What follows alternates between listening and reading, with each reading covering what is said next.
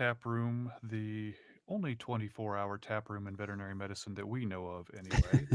Um, if you're new to the Vet Tech Tap Room, you're probably familiar with the Vet Tech Cafe, but the tap room here, Dave and I just kind of talk about some things going on in the veterinary profession. We got a couple things to talk about today, kind of review some of our previous episodes and kind of tease some of our upcoming episodes. So, Dave, how's it going out there? What's new? It's good here. I'm somehow I got COVID last weekend, so I've been down and out for most of the week. I have no idea where I got it. I don't really leave the house, so I don't know how I got it. Probably from the gym, maybe from grocery shopping. Who knows? Yeah. But I was starting to feel kind of crappy on Saturday, and Robin said, Take a test, take a test."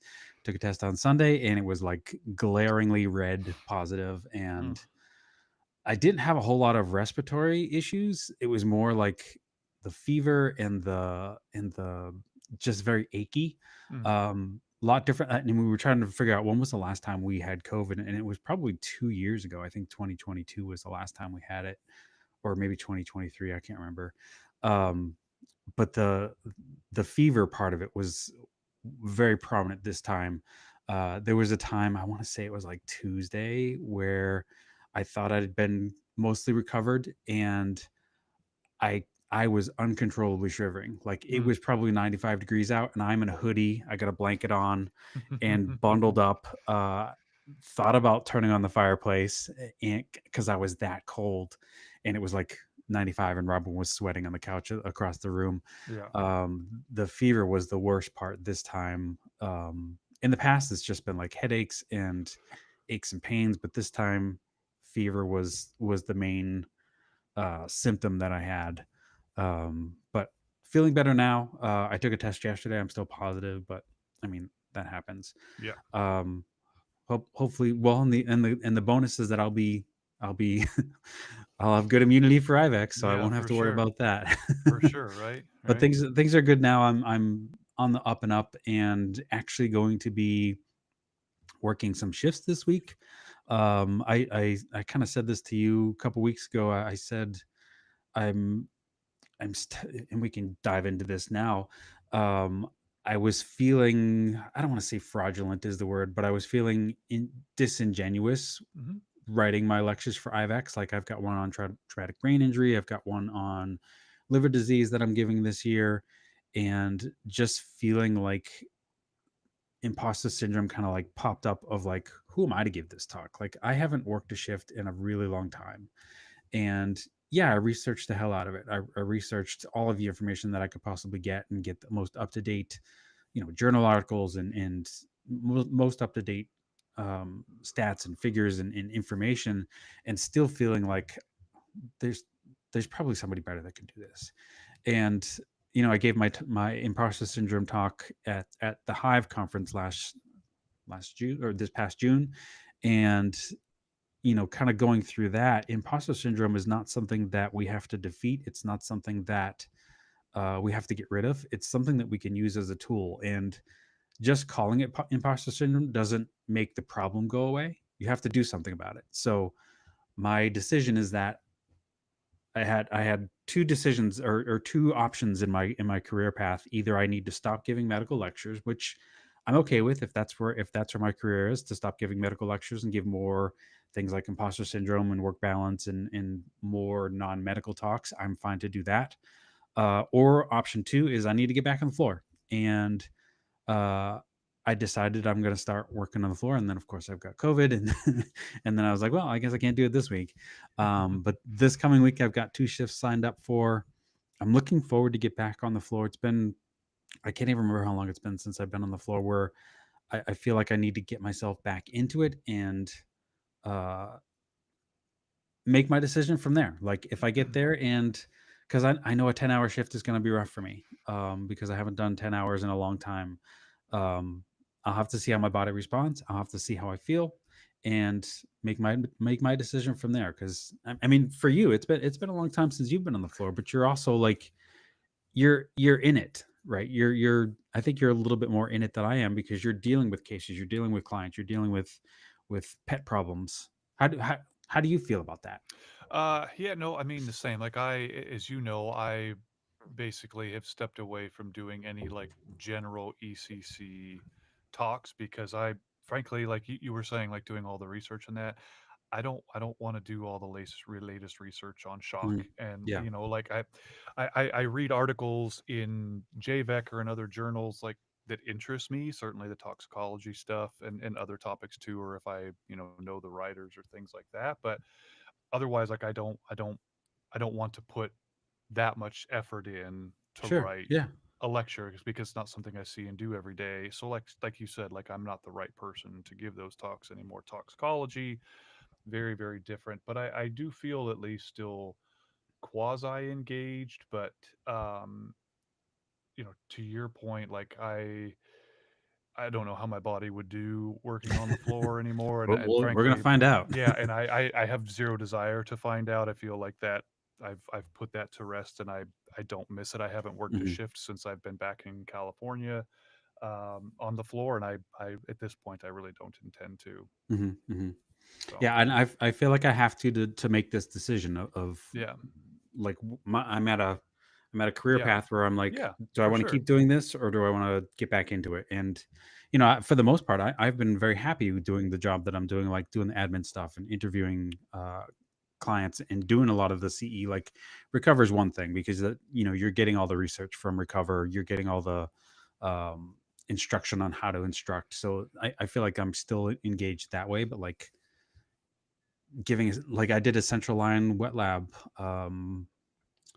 last this past spring, and I still felt like I knew what I was doing, but to some degree, like I don't Right, the last probably 10 central lines I've done has been me teaching how to do a central line, not right. actually doing Actually, it yeah. for a patient with a DKA or sepsis or something like that. So I I get being involved in it that way, but like I need to get back on the floor so I feel like I'm genuine. I Yeah. feel like I'm not that it's going to get rid of imposter syndrome. That's always going to be there. But I feel like if I put myself back on the floor, I feel like I have a hand in the game, and I feel like I'm going to be Yeah, more for sure. relevant. Yeah, yeah, yeah, absolutely. And Completely plus, I kind of miss understandable. it. I kind of miss Yeah. it. Well, there you go. There Yeah, you go. Then you got to give it a shot and see. yeah. All right. Well, that was my little rant in the beginning. How are you doing? How's things going? I know you're. Let's see. All of this. How long? How old now? 3 months now. 9 weeks. 9 weeks, Okay. and Daphne goes back to school tomorrow, which I'm really looking forward to. This week is only like a transition week, so she goes like an hour the first day, and then like an Yeah. hour and a half, and by Friday she'll be there like I think till lunch or through lunch or Does it however we almost do seem it, and like then that's more work? yes and Like no, having to because go back and forth? our thankfully our school is very close, but she's Yeah. also young enough that she really needs that transition time rather than just going for the whole day. Yeah. So it is really helpful. And then the following week she'll be like there, and Okay. so I'm looking forward to that. And she is too. Molly goes back to work in a couple weeks, which is starting to get terrifying. Yeah.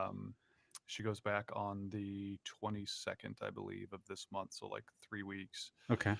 Um, and otherwise, yeah, just doing doing the things. Doing stuff. Yeah, yeah. So Should we do our dinner party yeah, let's question? do it. Let's We do kind it. of like sped past I that. know. Do you got one? Or you want me to go first? You go ahead. Okay. How long do you think you would survive if you were plopped in the middle of the forest with no tools and no like cell phone or what have you? Just in the forest, got to Okay. figure out how to survive. So, Not necessarily get back to civilization, but right. you've got to Yeah, survive. I think I would do okay. I've got decent plant knowledge, like what's edible and toxic, and like obviously if it's not an area that I know, then that's out the Mhm. window. But I've done enough backpacking, and like I do think I could survive a little while, and if like navigationally, I think I could at least try to find some kind of civilization or whatever. So I think I would do okay, and I don't know how long I would last. I think obviously it depends on whatever kind of food source I could find, and Yeah. but not so much now, but when I was younger, like that idea always kind of appealed to me. Like I Mhm. wonder, like how, could you do it or whatever. But I think I could do okay at least in the short term. For me, Yeah, it would be the food part of it. Like, I would be okay finding water, like, I'd be yeah, okay, like, building shelter, building a hmm fire. I could probably do all that stuff, but the food part would be my downfall. yeah. I can't hunt a squirrel. I don't think I could just eat, like, a critter that I found, and I just couldn't Right, do it. right. Like, Yeah, I yeah. mean, maybe 10 days in, Right. If you're instincts still would take over and alive, I would yeah, have to. you got to do stuff. Yeah, But for the yeah. most part, day 1, I'm not, like, hunting a deer or Right. Yeah, like, no. I'm not trying to do anything like that. Face paint and like Yeah. building a spear and Yeah. yeah, yeah, yeah. So, okay. So my for you is what's the weirdest thing you did in the early part of the pandemic? Weirdest thing that Or I did. like maybe like if not weirdest thing, but like maybe even just hobby or like new thing you I picked up in lockdown. I don't know that I picked up a hobby in lockdown because I was teaching at the time, and at the time, my schedule for school, like, I was doing something 7 days a week for school, Mm, and hobbies was not that it wasn't an option. Like, I was still trying to figure out lesson plans. I was still trying to figure out, okay, how am I going to teach these kids remotely? Like, how are we going to do our labs? I immersed in work. Like, I don't feel like I picked up a hobby. mm. I'm trying to think of what I did that was any different, other than the fact that I just didn't go into the school to teach. I taught from the desk. I don't feel like I picked up any hobbies. Hmm. Is that weird? Am I No, weird? no, no, not necessarily. Not Did you necessarily. pick up anything? Um, Well, weren't you I, moving at the time? we moved in the fall, but In the not fall, early right? on. I definitely like got into house plants. That was Mhm. for sure. But I think the weirdest thing for me was travel because the world shut down while Molly and I were on our honeymoon. Oh, So we that's flew right. home from St. Yeah. Lucia on St. Patrick's Day, but the cruise ships had stopped Yep. coming to Yep. port. And then when we got home, because we had been traveling internationally, they wouldn't let us go back to work. Right. So we basically got another 2 weeks of Oh, yeah, honeymoon because you were at still in New home. England at the Yeah, time, right? yes, we were Yeah. still in New England. And then I remember in early May, I think it was actually, or maybe, no, it was Memorial Day weekend. So like, basically 2 months into the pandemic, there was a classmate of Molly's that was moving from Rhode Island down to New Jersey, and I drove a carload of stuff down with him. Mhm. And of course, you know that corridor very well. You go Oh, right yeah, I do. past LaGuardia, JFK, Yeah. and Newark Airport, like like all basically right next to Yeah. each other. I saw one plane in the sky, and Really? and I-95, that whole corridor was completely empty. I mean, I Wow. flew down to New Jersey. I flew back to like, there was just nobody on the road. It was so bizarre Yeah. being on the highway going through that stretch of the country and like I mean, we could have all been Nobody in one driving, yeah. car. There was so few cars. It Wow. was absolutely wild. So I'd say that's probably the weirdest thing was a little bit of travel. The other weird thing was I lived in Rhode Island but worked at Tufts in Massachusetts, and there were signs at the state line that Oh, that's right. you Yeah. couldn't cross state line. And there were times of the day that they did have officers like Patrolling that, yeah. parked at that, but like I I never saw anybody actually pulled over for it, and I just always kept going through, but it was very Yeah. weird. Like there were signs on the Massachusetts side Yep. saying you couldn't go into Massachusetts. There was nothing on the Rhode Island side saying you couldn't go into Rhode Island. But Right. yeah, so that was also Remember, what was the weird. website? We used to check the website, Oh like, every yeah, day. yeah. It was like It was some college, like William and Mary or something like yeah, that, it that might had have been. all the I think it statistics. was Johns Hopkins. Johns Hopkins, that's right, Yeah. had all the statistics about, hmm uh, infections and hmm cases and deaths, and, oh, Yeah. man, Yeah. What a and wild time. that was that was just and that was, like, what, 3, 4 months into our podcast hmm even being in hmm existence? Yeah. That was a wild time. the Vet Tech Cafe predates COVID, which is It does, yeah, wild to by think a couple about. months, yeah. Yeah, absolutely wild to think about. So, so we got a couple of other things to talk about, which people actually probably want to hear about. Sure. So I just sent you something, Yeah. and I just actually came across it this morning, and I tried. I didn't happen to catch which one of our colleagues shared the article. Like I looked at a couple people's profile that I thought Mhm. probably did, and I didn't find it. So I just found the actual article in the Sacramento Bee that I sent you. But the title is UC Davis veterinary staff protest staffing shortage and wage disparities. It's a pretty quick read. Yep. We can put in the notes, but basically it was that some of the veterinary technicians were picketing outside due to patient care concerns for understaffing, and their argument is that statistically UC Davis is ranked not just nationally but internationally the number one vet school in the Right. world, Right. and this is supposed to be like the ivory tower, Mhm. Yeah. the way that This is the every model. hospital Right. should aspire to be. And that they're saying that they're talking about case ratios and patients declining, dying because they can't get to them. It's I saw something about like a 60 to 2 ratio Yeah, in the yeah, ICU. yeah, That's just crazy. and I can absolutely, from my time at Tufts, verify that those numbers were true for us too at the time.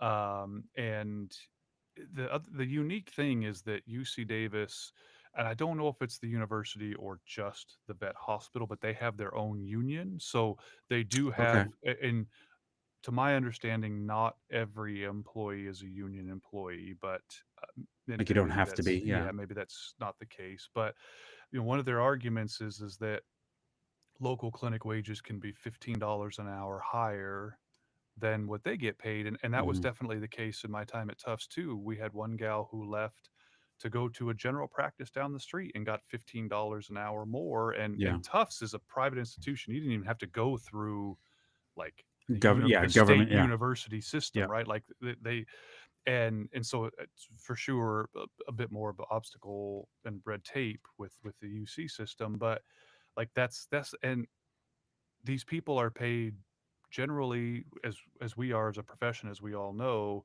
poorly enough. I mean, I don't care who you are, $15 an hour is That's a huge significant. difference, Like, I yeah. mean, that's going to be at least a 30, if not a 50% raise or higher. I Right. mean, that's a significant chunk of change. And I'm sure their benefits package is really great, but health insurance doesn't put food on your table, or the academic calendar and the paid days off you get doesn't really allow you to take a vacation, right? You just have time off. It's so it's the money always matters, and Yeah, if you get time to take the if you get the PTO to take the time off, but you're not making enough to afford a vacation, then what's right, the point? what's the point exactly? Yeah, and so it just sits there and you continue to bank it, and then it starts to not collect anymore, so you take a few Right. days off and just stay home, like, and Yeah. don't do anything, and just to kind of get it down so you can continue to keep accruing. And And I do understand, like you said, the benefits packages are usually probably a little bit better. yep. But the other part of that, and we see that here in North Carolina, where we've got the NC State Vet School, is like I applied there at one point and realized I would take a pay cut to work there. Mhm. But the only thing that like kept me thinking like maybe I should do that, or maybe this isn't as bad of an option, is that you're working at a vet school. You're Yeah. working with the top of the line Yep. education. You're working at the Yeah. top of the line cases that you're going to see. You're going to see things. Your career is going to be advanced, and Yeah. it's just a question of can you take the pay cut or take the Right. a lesser salary to get that Yeah. education. And to some degree, like I see that as like exploitative. Like, Yeah, yeah, kind of. And when I left California to go to Massachusetts to work at Tufts, I took over a 30% pay cut, but the cost of living going that way was so sure, yeah, much oh yeah, less. of I was course. actually still able to do it on my own. I had my own apartment, Mhm. all of that, which I was not able to do in California with even making that much more money. But I wouldn't be able to do the reverse of it. I wouldn't be able to come from another state into California, Yeah, even with the percent increase in the wages I would probably get comparatively. Like I couldn't do it. And I mean, I was the same way when I was considering leaving New Hampshire. Like, I got an offer from whatever the big one is up in Northern California, yeah. and I was going to be making $35 an hour. Granted, this is probably 10 years ago, and Hmm. $30 an hour or $35 an hour, like a $1,500 signing bonus, and then I said, "Okay, what's a one-bedroom apartment in your area?" And at the time, I'm sure it's changed now, but they were like 2,200 dollars for a one Hmm. bedroom.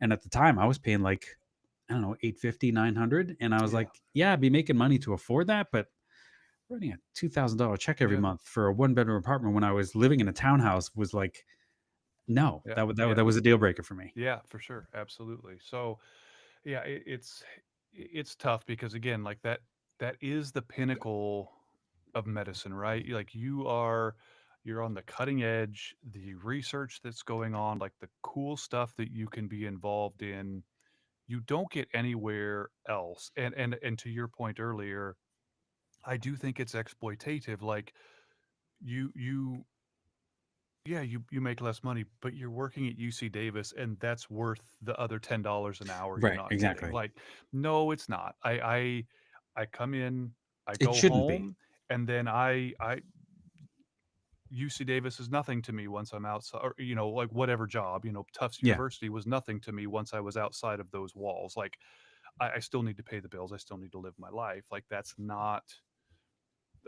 I'm not Wasn't doing worth it. that. Wasn't Yeah, worth it. Yeah. yeah, absolutely. So, yeah. So and I know this is one of the other things we wanted to talk about because we're going to retire one of our common questions that we always ask our guests at the Vet Tech Cafe. You know, what's one thing you would change about the profession, or what are we getting right? What are we getting wrong? And this is always a common Yeah. thing, right? Is wages and eh, we always well in so many ways I think we compare our profession to human nursing because that's the greatest parallel that we have, and there's a lot of things that they have kind of lined up that we're just not close on. But I don't know. I especially with the corporatization of veterinary medicine, I think the days of the small, sure, there's always going to be vets that have their own private practice and that, but I think like I don't know that there's going to be a great enough number of vets that want to make it better for us going forward Mhm. because it's always going to be the finance Right. people that have nothing to do with veterinary medicine that are going to be setting the market for us. Yeah, yeah, and I Like I agree with I I agree with that, to yeah. some degree, I almost think we missed the window. Like we didn't have our like this stuff should have been figured out before corporatization and private equity and hedge fund and all that nonsense got into veterinary medicine because now like the more we do, like we were talking, one of our most recent guests, she had a master's degree in industrial and organizational psychology. And we talked about people in our profession having these advanced degrees and how beneficial they are. But I do feel like by and large, we're going to price ourselves out of the market. Like those people aren't going to be desirable, like because they're going to cost a lot of money because they Mhm. have these advanced degrees and this advanced knowledge. And that means they're going to want to do things in the hospital that is going to cost money to make things better, but it's Right. going to cost money. And somebody pushing the numbers is going to say, I don't know why we need that. Let's just cut that out. Yeah, yeah. Well, and is that the same argument with the mid-level practitioner? Not to get into a whole mid-level Oh boy. practitioner, but, like, if we're looking at, like, these advanced degrees being cut because corporations don't wanna pay for it, are we gonna get into the same spot with the mid-level practitioner where, like, why are we paying this person to do this where we can I, be paying a I, technician or a doctor to do their own work? I think if anything, it'd probably be the opposite because at least in the short term, until they tried it out, they would think, "Hey, It's cheaper. why hire a fourth doctor when we Yeah. can keep three doctors and hire this person?" at 50% less to Mhm. basically do all the work, and they just kind of they have to keep an eye on this Mhm. like whatever the regulations are, about like oversight and Yeah. supervision. That's the word I was looking for.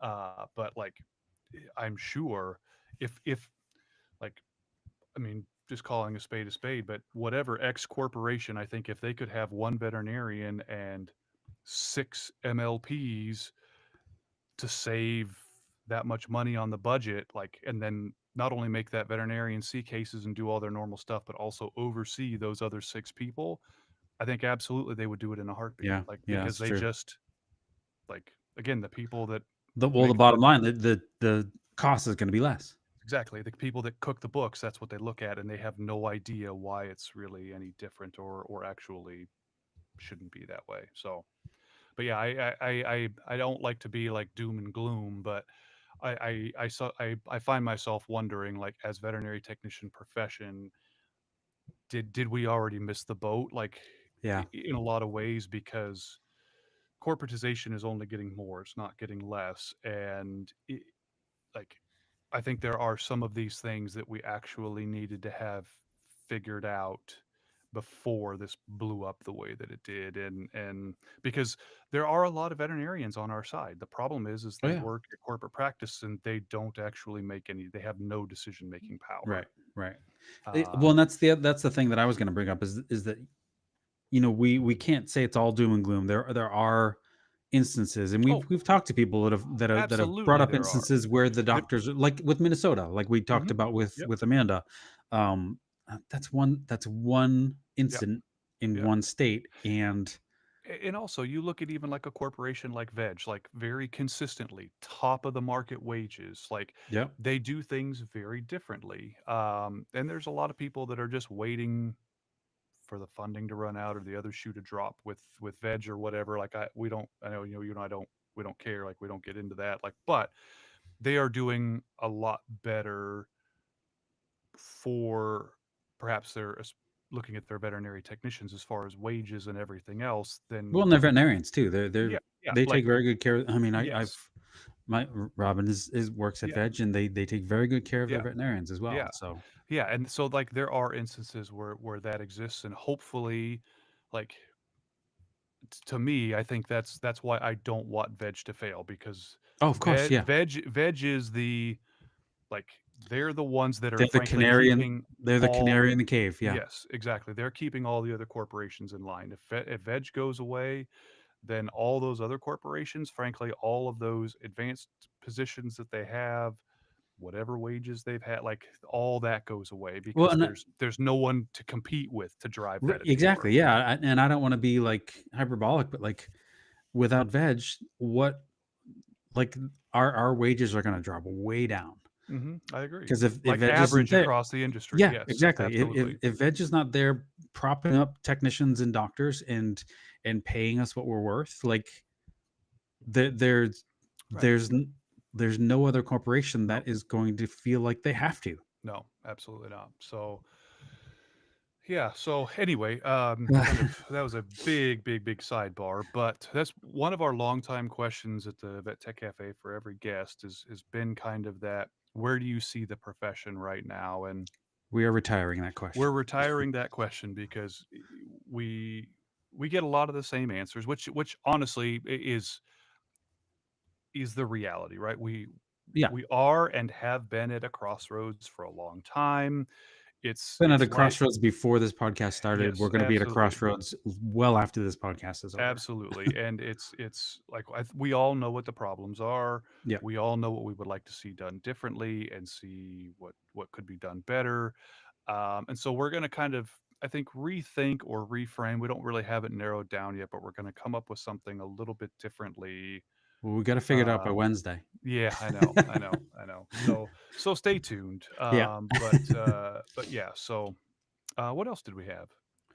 Well, we usually talk about our previous guests. We had Hmm. Amanda Kriesel talking about the Minnesota legislature and Yes. Minnesota Vet Techs, and that quickly morphed into a mental health Yeah. episode. And that was interesting and very open of her Hmm. to bring up her struggles with mental health. So that was a great episode to be a part of. You know, the whole time I was just like, oh wow, Yeah. that's deep stuff. Yes. So that was great to hear. And then we had Amanda Crabtree on at the beginning of the month, um, with what is the name of their podcast? Positive leadership. Positive Leadership. And Um, I think you misspoke. It was Andrea Crabtree Wood, not what did I Amanda. say? I think you said Amanda again, but it was Oh, Andrea. yeah, Yeah. Andrea. Yes. Yeah. Um, Yeah, and y- talking about just benefits and kind of yeah, HR and some of that stuff, because she's not a credentialed technician. She is a hospital manager, so she comes at things a little bit differently.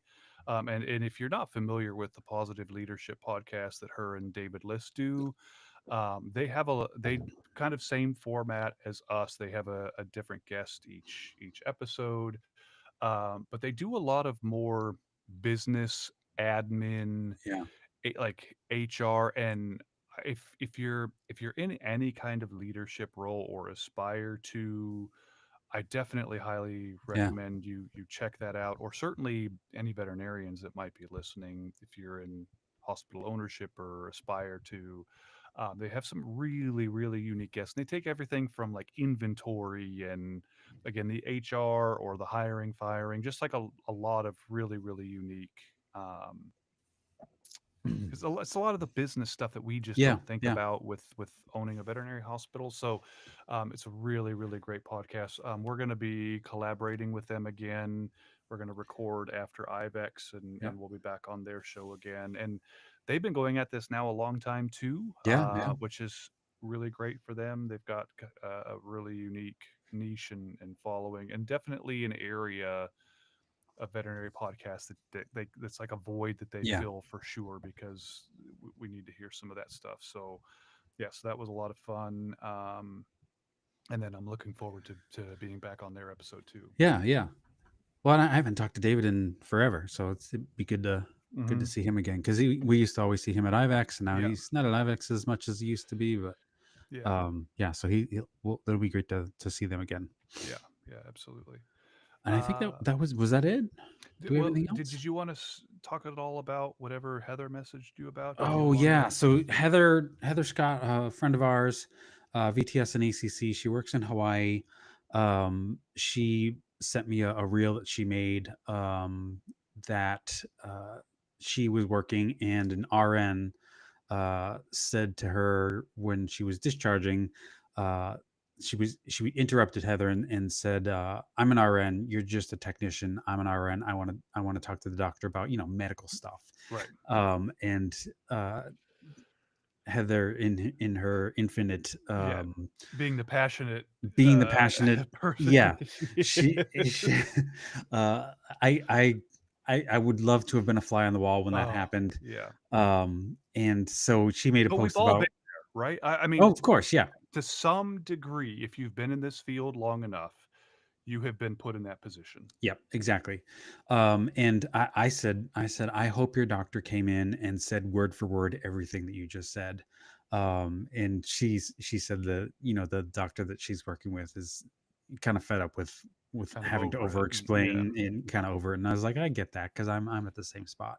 yeah, Um, and so the post that she made, the reel that she made was basically explaining all the things that we as veterinary technicians do. And, probably a good 2 3 minutes that she went on of explaining everything that we do.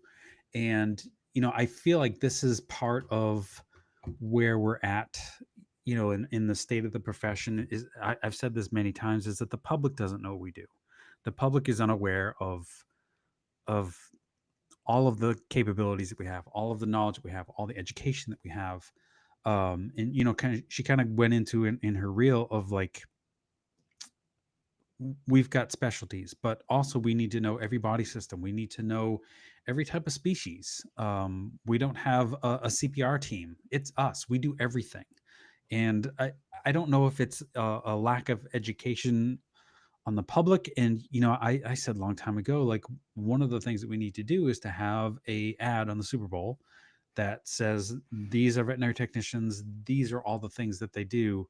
Um, and having a source for, if you don't know what a veterinary technician does, go to this website or go to this whatever and learn about it. And don't just say that we're like, I use this phrase all the time because it's the phrase I heard all the time, was the girls in the back. Yeah. There's Yeah. the doctors and the girls in the back, and I fell into the category of the girls in the back, which that's a whole other conversation. But Yeah. um, the the fact that we are kind of all lumped into veterinarians and everyone else, and not realizing that there are different levels of everyone else, that some are kennel help, some are assistants that have been in the game for 10 years and can do some of the stuff the technicians can do.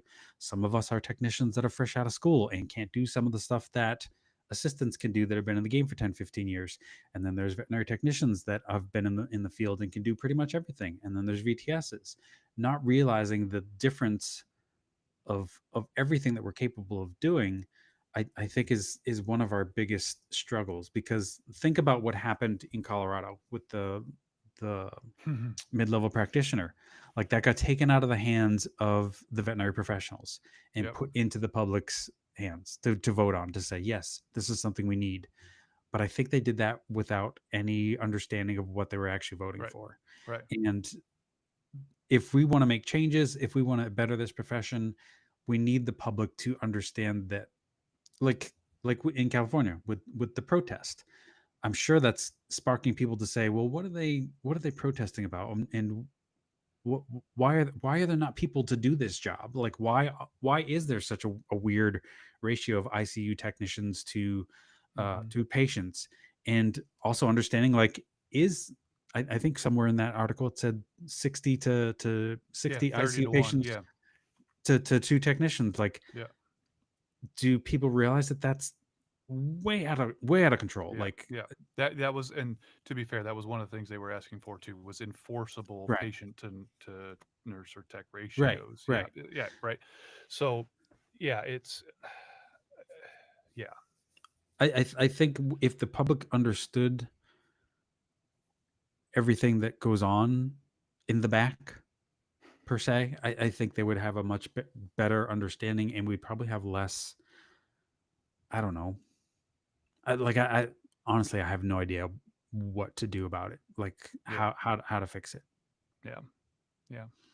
Well, I mean, I will say, I do think one thing that we need for sure is the Gen Zs, maybe even Gen Alphas that come into the profession, that are starting out at a younger age, to be very engaged, Yeah. not just work and go home, but we Do need all a the stuff that group we of did. them. We need a group of them to be on state VTA boards, like to be involved in making change. Because when I look across the profession, it is still by and large a group of people that are our age Mhm, or thereabouts.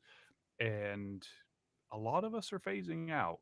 mhm. And there's a lot of change that needs to happen. And we need people 25 plus years younger than us to kind of start Yeah. taking some of that on and trying to move the needle a little bit, because we're certainly not going to do this forever. I mean, yeah, we are quote unquote in our phasing out phase, where Yeah. we're not, like, I hope that change is made for the Yeah. better for the younger technicians, for the people that aren't even in tech school yet. Yeah. I hope everything is better for them. Um, but again, I'm at the point where I'm like, I don't know where to start, and I don't have the clout to make it happen. Yeah. Yeah. Yeah. Yeah. Anyways, That might be a good I think place that's to a good wrap. place to end. Yep. Yeah. I Uh, wish we could solve all, like, yeah. that's the whole reason we asked that question. Like, Yeah. where's the state of the profession, and getting ideas of, like, how can we make change? And, you know, after 5, 6 years of getting answers of we're at a crossroads, I like, and not to blame any of our guests for not having an answer for that, but, No. like, because we don't have the answer either. But, like, what do we do? Like, how do we Yeah. how do we fix it? Right. Right. And we've long said we need the help of the veterinarians. Yep. We need the help of the vet schools. We need help of the AVMA, and we obviously need a lot of this to come from within. But we all need to start pulling in the same direction, Right. and not Opposite directions. yes, yeah, yeah. So anyway, Anywho, yeah. Well, I don't have anything else. I think I those got nothing were else. yeah. We're what, 40 minutes in? Yeah, Yeah, so we're we'll good. go ahead and wrap up there. Caffeinators, thanks for tuning into the Vet Tech Tap Room. It was great to see you guys. We will be back in the Vet Tech Cafe, not Next week. tonight, but next week. Yep, Yep. with another episode and continuing every other Sunday night until we Till decide to someone stop. tells us to Yeah, stop. yep, yep. Be well, guys. We hope you're well. We'll talk again soon. Bye, everybody.